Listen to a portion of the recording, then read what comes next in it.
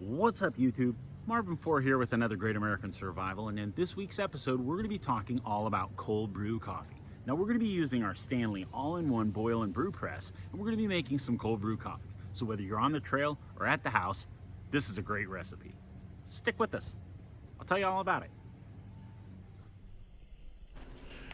This video is intended for all ages.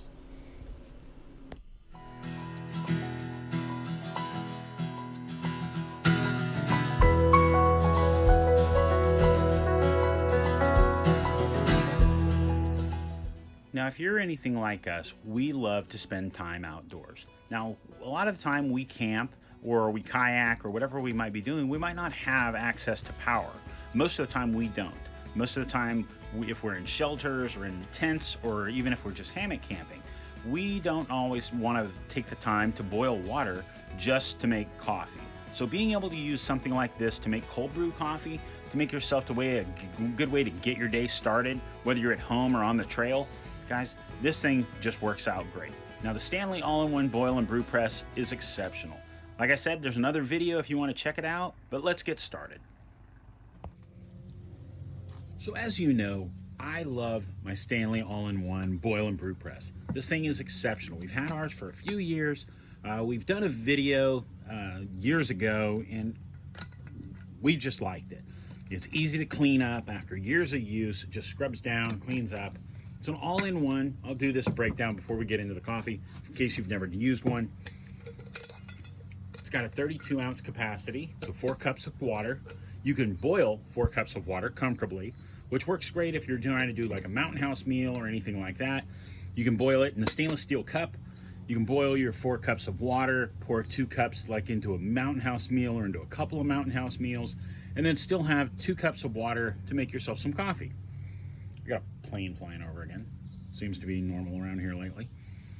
Then you have the press. Now the press is pretty exceptional. I really like it because when you're done, instead of it just being one with a shaft, it's a cylindrical one. So when you're done, your coffee is in here and all the grounds are still down here. Very nice. Got a nice little plastic cap, and it works very, very well. Now today we're going to be making coffee, cold brew coffee, and we're going to be using Kicking Horse Coffee. This is their Three Sisters medium.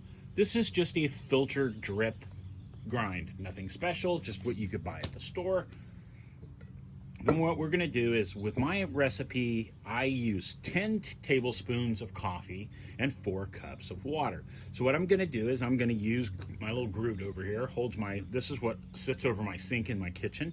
And it's got my 2 tablespoon scoop and a spoon that I stir my coffee grounds with.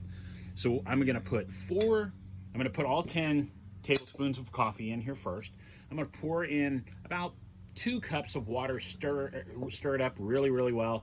And then I'm going to put the other 2 cups in and let it sit for about 5 minutes. So I'm going to do that real quick. You guys can chill out for a second. Let me move this out of the way. Now I've got my coffee in another container because I have more than one of this, but I really like this coffee. It's a nice roast. It's got a good flavor, and it's just easy. So what we're going to do, this is, like I said, a 2 tablespoon scoop, and that is number 5.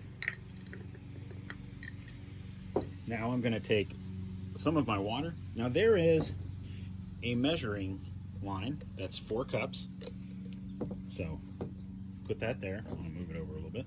And now I'm going to put just a couple cups of water in here to start with, just to get everything wet. And then I'm going to take my spoon and just stir it up. Just make sure everything's wet.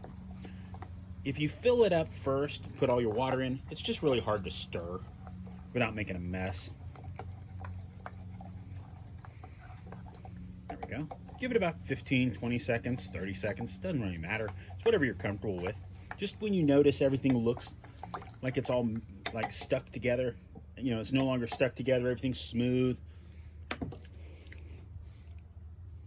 don't know if you can see down in there, but it's got a good consistency. You can tell there's nothing stuck to the sides any longer. Now we're going to put the rest of this and take it just above the fill line, because we have, like I said, 10 tablespoons of coffee in there. So we want to make sure we have our 4 cups. Very nice. Put that back in the group. And now we're just going to let it sit. Now, like I said, I've been using this. I tried to figure out a really good way, because when I'm camping, sometimes in the spring, the fall, the summer, it's just too darn warm to build a fire. Even making a stove just to make coffee that, honestly, cold brew hits the spot just right sometimes. Especially warmer months. I don't need hot coffee. I just need coffee. So I sit there, mix it up, go with that, and then we're good to go. Now, it's got about another 3 or 4 minutes, and when it's done, I'll come right back. So let's say 5 minutes. 5 minutes later. So after 5 minutes, we're back out here. We're ready to press this coffee and get us some coffee to get going. Now, I did bring my mason jar, and this is a 1-quart mason jar, because you're gonna have just under 4 cups of coffee when you're all done. We use 4 cups of water.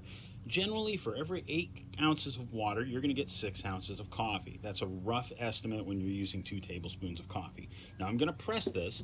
You're just gonna push this down in here, let it get started, and then all you're gonna do is put the weight of your hand and just slowly press down on this. It's got to get over that little hump that's down there for the little fill line, and then you're just going to let it press.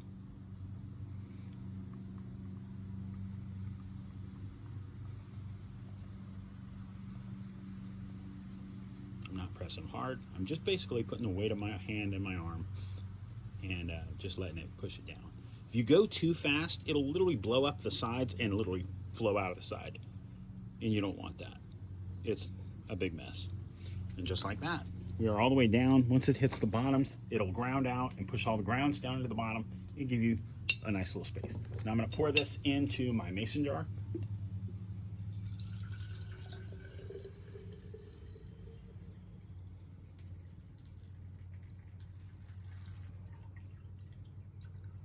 It does drip out just a little. That's why I didn't want to do it over my table. When you're pouring out with this, the only negative I will say is you will get some coffee will come out of this side. It's not waterproof. It's not that tight of a gap. Now, mine is years old. I've probably made hundreds of cups of coffee with this, or hundreds of uses. So lots of hot water has gone through this, but it still works great. As you see, that's a nice full-bodied cup of coffee. That's wonderful cold brew in 5 minutes. Now I'm going to get a coffee cup and I'm going to pour some.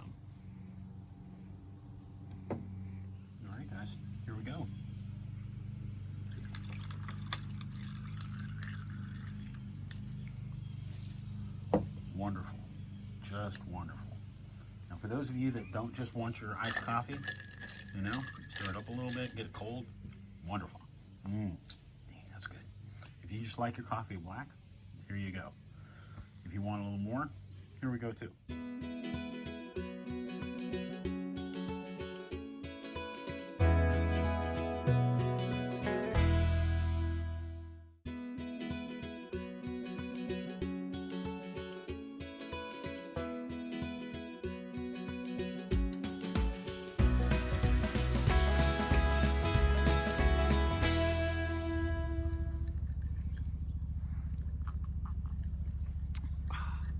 Well, guys, I hope you guys enjoyed this video. I hope you guys will try this recipe out, especially if you have one of the Stanley brew press. Guys, this is exceptional. Now, you can use any kind of brew press, any kind of press that you have, but the Stanley is the one I take a lot of the time when I'm backpacking. It works great. I use it at the house. It's just a great press, and it presses larger quantities. Now, if I'm just using it and wanting to make cold brew and I wanted to make 1 cup at a time, I'll use my AeroPress or my S-Pro. Those are both exceptional presses also. A lot smaller, a lot more convenient for making 1 cup. We've got a lot of helicopter action going on today. But guys, as you see, it makes a great cup of coffee. Now, when you make it with this and you make your 4 cups of coffee, you can put it in your mason jar and you've got coffee for a couple more days, especially if you only drink coffee in the morning, or if you're like me and I drink coffee all day long, But I don't like drinking hot coffee when it's warm. It's just me. I like cold brew, but I'm not gonna go somewhere like Starbucks and pay $5 for one when I can make something this good at home. Guys, thank you so much for tuning in. I hope you guys enjoyed this video. You guys, comment down below. If you've tried this or done anything like this, tell me if you've done anything different. If you have a favorite coffee you like when you're on the trail or doing any type of outdoor adventures, we would love to hear from you guys. Thank you so much. We couldn't do this without you. And I honestly want to thank each and every one of you for supporting our channel, watching our videos, and just being there for us when we put out videos and when we have concerns or whatever it might be. So if you're new to our channel, crush that subscribe button, ring the bell, and get notified every time we post a new video. And guys, make sure you go check us out. We're on social media, we're on Facebook and on Instagram. And guys, we'd love to hear from you. So make sure you comment down below. We'd love to hear from you. Make sure you take time this week to get outdoors, enjoy yourself, enjoy nature, be prepared, and stay safe. God bless, guys. We'll see you soon.